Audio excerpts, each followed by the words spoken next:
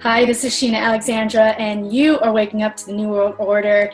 And today we have got Ralph Epperson, the king of conspiracy. Ralph has been studying this topic for over 50 years. He has written several books about the New World Order, the Hidden Hand, quite a few others as well. He's talked all across America. He's been on TV, he's been on radio. And now we are going to talk to him and learn all about what he has learned over the last 50 years. Welcome, Ralph. Thank you very much, Sheena. It's a real pleasure being here. I hope we can have some ideas shared with your listeners and viewers, and maybe we can get some people to be aware there's something going on in this country. And that's what I've done for 50 years of my life, is develop that information to share it with others. So the year after the Trilateral Commission was founded, the United Nations passed a resolution, the United Nations, calling for the establishment of a new international economic order. It's like, what? Well, let's start there because, we've heard straight out from plenty of people at the top. George Bush Sr. even said, we have the opportunity to forge ahead with a new world order. We have before us the opportunity to forge for ourselves and for future generations a new world order, a world where the rule of law, not the law of the jungle, governs the conduct of nations. When we are successful, and we will be, we have a real chance at this new world order, an order in which a credible United Nations can use its peacekeeping role to fulfill the promise and vision of the UN's founders. The UN is a group that is outside of the US. It sits in a silo, and it represents all of the countries that buy into this global organization called the United Nations. 193 nations. There weren't always that many, but the Rockefeller family actually donated the land in New York City where the UN was built.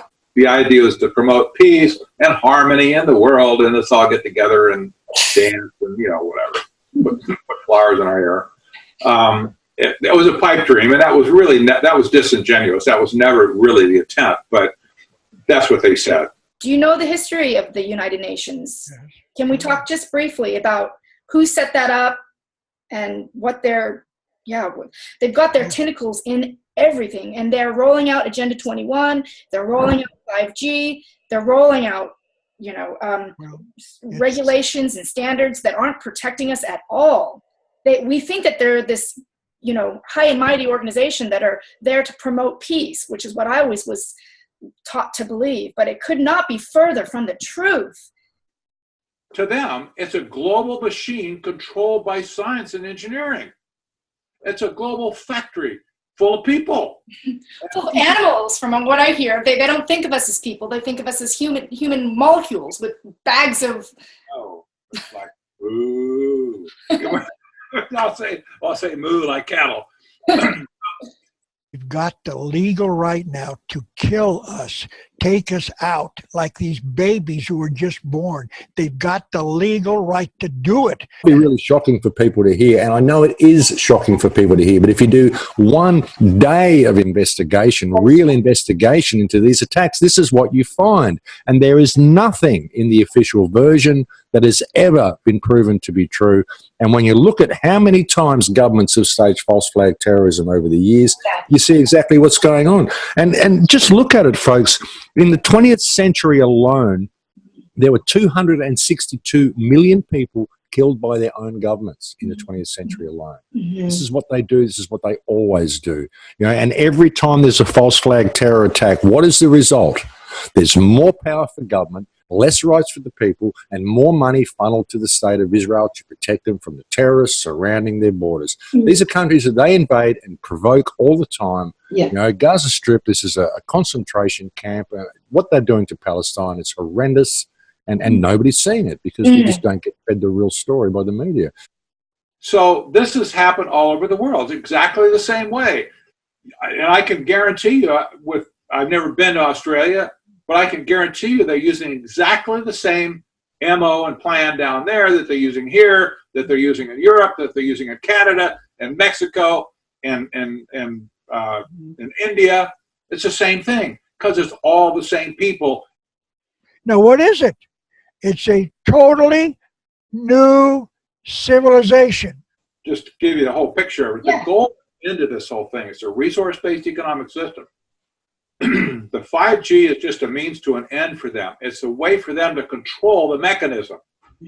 If you had a factory, you built a factory, if you had the money to build a factory, and it had a whole bunch of whiz-bang gears and cables and pulleys and, whatever going on, you'd be crazy if you didn't put in some kind of monitoring system so that you knew if something broke, right? You'd want to have something, alarm go off, like a smoke alarm or something, that, I got to get down there and take care of Sector 3. And you would build in a monitoring system. Oh, I don't believe that. They do. They know it because we were committed to that. America has a secret destiny, the New World Order. What is it? We're not going to have families anymore. We're not going to have private property anymore. We're not going to have marriage anymore. We're not going to raise our children. That is where we're going as a nation. And they're going to destroy all religion and all government. This is why they're doing this stuff. They're creating this monitoring system for the human race.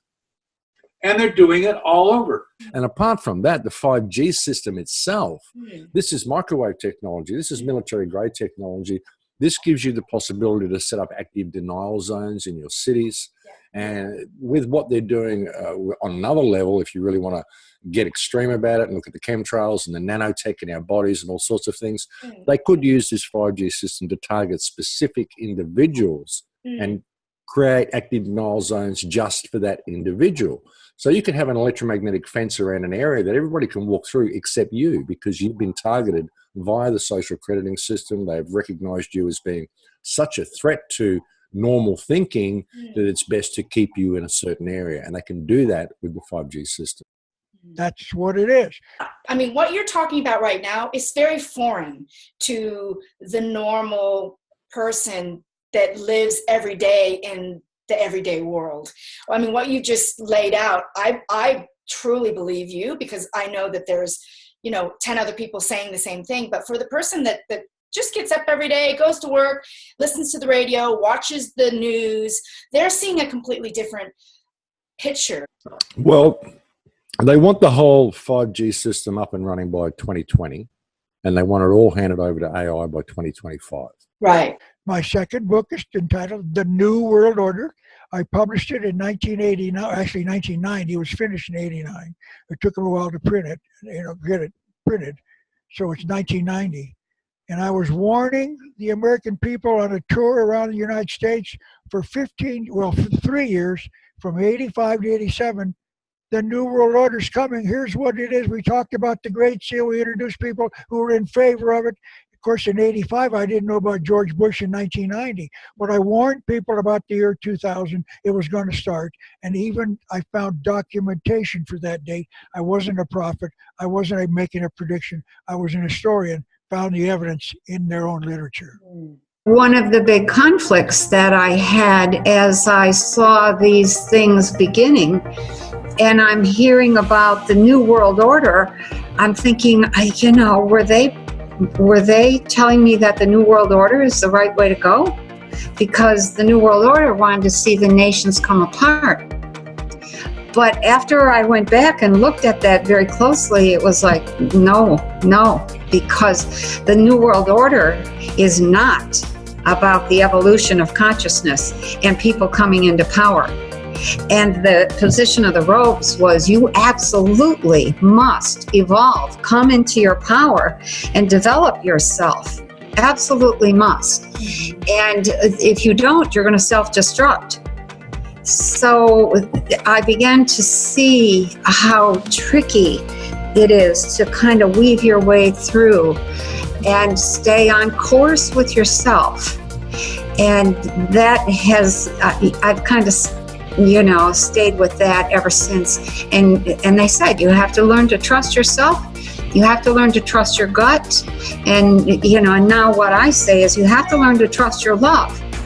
If you love something, go after that, because that's where your lessons are that will teach you where to put your attention and your time and your energy and your consciousness.